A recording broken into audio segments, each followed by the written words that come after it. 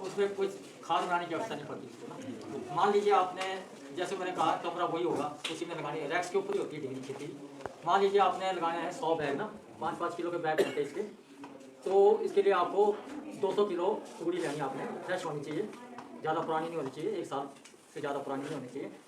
और उस तूड़ी को आपने उबालना है। अगर आपके पास साथ में बड़े से पतीले में ऐसे इतना उबालना है ताकि वो थोड़ी सॉफ्ट हो जाए, ठीक है।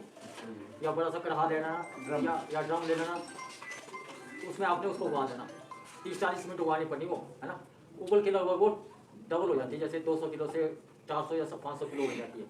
तो 5-5 किलो के आपके 100 बैग बन जाएंगे, ठीक है। तो 2 क्विंटल आपने वो तूड़ी लेनी है, उसको 200 लीटर पानी में उबालना है, इतना उबालना है ताकि वो थोड़ी सॉफ्ट हो जाए, ठीक है।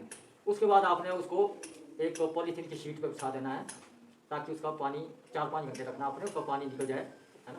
तो मॉइस्चर उतनी रहनी चाहिए जितनी आप हाथ में लेंगे, आपका हाथ गीला होना चाहिए पानी इतना 65% के आसपास होती है, ठीक है।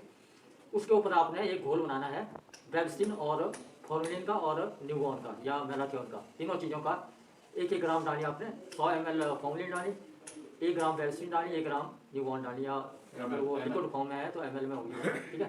उनका एक घोल 1 लीटर में बना देना और उसका आपने स्प्रे करना उस पर, जो आपने पूरी भिगोई है ना, जो उबाली है। और 3-4 घंटे उसको आपने थोड़ा हला हलू के रख देनी। और उसके बाद जब उसका मॉइस्चर ठीक आ जाएगा, उसके बाद आपने पॉलीथीन के लिफाफे लेने हैं 100, अच्छी तरह धोए होने चाहिए, वो उसमें केमिकल में ट्रीटेड होने चाहिए फॉर्मेलिन में। और उसमें आपने 5-5 किलो के हिसाब से उसमें बनाने हैं, पर उससे पहले आपने उसका जो ना बीज उसमें थोड़ा ज़्यादा पड़ता है, तो लगभग 400 किलो में जो उबला होगा, 400-500 किलो में आपका लगभग 10 किलो इसमें बीज डालना आपने, डिंगरी का बीज लेना आपने। बटन का मशरूम नहीं चलेगा इसमें, डिंगरी का बीज लेना आपने और उसको अच्छी तरह मिक्स करना, ठीक है। पूरे उसमें तूड़ी में आपने उसको मिक्स करना बाहरी। और उसके बाद 5-5 किलो के आपने वो लिफाफे बनाने हैं और उसमें पॉलीथीन के लिफाफों में डाल देंगे और ऊपर से सुतली से बांध देनी है और उसमें चारों तरफ उसमें छेद करने हैं। कैंची से कर लेना, चाहे चाकू से करो, चाहे किसी भी चीज़ से, उसमें 8-10 छेद होने चाहिए ताकि उसमें जो पेंसिल से करते हैं वैसे चाकू, चलो पेंसिल से हो जाए तो ठीक है, पर जैसे आपको उचित लगे वैसे आप कैंसर हाँ कैंसर अच्छा तो ताकि उसमें जो मॉइस्चर होगी वो निकल जाए और हवा भी उसमें चलती रहे। उसके बाद आपने वो बैग जो ना वो रखने आपने रैक्स के ऊपर। रैक्स के ऊपर ये आपने खेती पता कब करनी है, अगर आपने नेचुरल कंडीशन, अगर वैसे तो आप पूरी साल भी कर सकते हैं, अगर आप टेम्परेचर उसको दे दें, हवा पानी वगैरह अगर दे दें, आप आर्टिफिशियल भी दे दें तो पूरी साल भी कर सकते हैं। पर अगर आपने नेचुरल कंडीशन में करनी है तो मार्च अप्रैल बेस्ट है डिग्री के लगाने के लिए, बल्कि फरवरी के लास्ट से भी आप शुरू कर सकते हैं।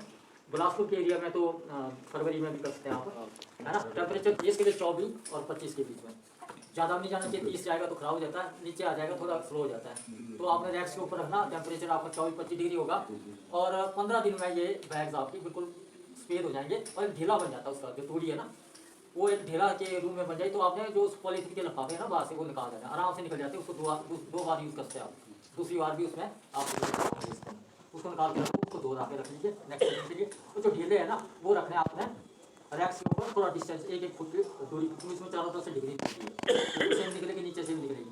बाकी आपने डिग्री के लिए कल्टीवेशन कुछ नहीं करना, इसमें ना बीमारी लगती ना कुछ लगता है। और इसको आपने रखना हो रैक्स के ऊपर और टेम्परेचर उतना होना चाहिए 24-25 डिग्री से। इसको फैलने के लिए भी उतना टेम्परेचर चाहिए, क्रॉप के लिए भी उतना टेम्परेचर चाहिए। 24-25 डिग्री टेम्परेचर बहुत अच्छी क्रॉप आती है। और इसमें आपने पानी देना है और हवा देनी है।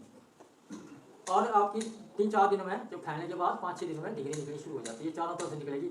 और एक जो 5 किलो जो आपका ढीला बन गया ना, उसमें से आपका कम से कम 2-2.5 किलो डिग्री निकलेगी। देखो इसमें खर्चा बहुत कम होता है, सिर्फ बीज का खर्चा होगा, तूड़ी आपकी घर की होगी, है ना।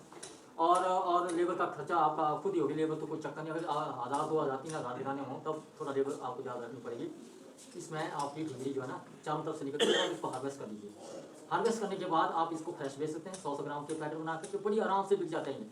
जो 100 ग्राम का पैकेट है ना आपका 100 रुपये का बिक जाएगा आपको बड़ा आराम से, 70-80 रुपये का तो बिकता ही है।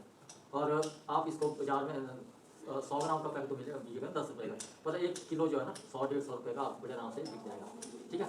या आप खा सकते हैं, अगर ना बिके तो उसको खा लीजिए, हवा में इसमें धूप में इसको खा सकते हैं या ओवन में इसको खा सकते हैं। अगर ज़्यादा क्वांटिटी में ना ओवन होता है ना एक, उसमें आप इसको 50 डिग्री टेम्परेचर पर 3-4 घंटे में सुखा सकते हैं। और सुखाने के बाद इसको आप इस पॉलीथीन के लिफाफों में पैक करके दीजिए, 4-5 साल तक खराब नहीं होता। हाँ, लिफाफा आपका फटा नहीं होना चाहिए, ठीक है। एक बार जो आपने हार्वेस्टिंग कर ली ना, उसके बाद ये थोड़ा टाइम लेता है, 2-4 दिन लेगा, निकलेगी नहीं उसमें से, आपने बाहर से खरोंच लेना उसको, उसको जो तोड़ी है ना वो निकाल लेंगे थोड़ी थोड़ी, फिर आपको बीज अंदर दिखेगा, फिर आपने पानी का स्प्रे करना, फिर निकलेगी डिंगरी। इस तरह 3 4 5 6 बार निकलेगी। तो हर एक बैग में से आपकी मान लीजिए आपकी 2 किलो निकल गई आपकी डिंगरी है ना, तो कितना 100% कन्वर्शन है।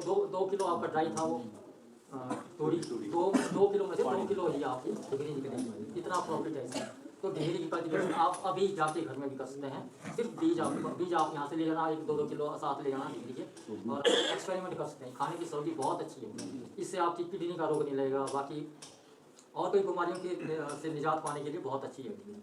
और इसमें न्यूट्रिशनल वैल्यू बहुत अच्छी है।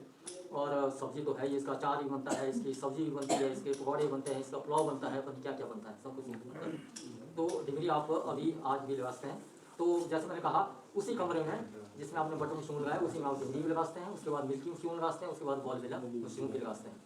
तो ये मैंने आपको बता दिया। अगर आपने आधार बैग लगाना उसी ढंग से आप अपनी क्वांटिटी को बिठा सकते हैं। बहुत अच्छा आसान तरीका है।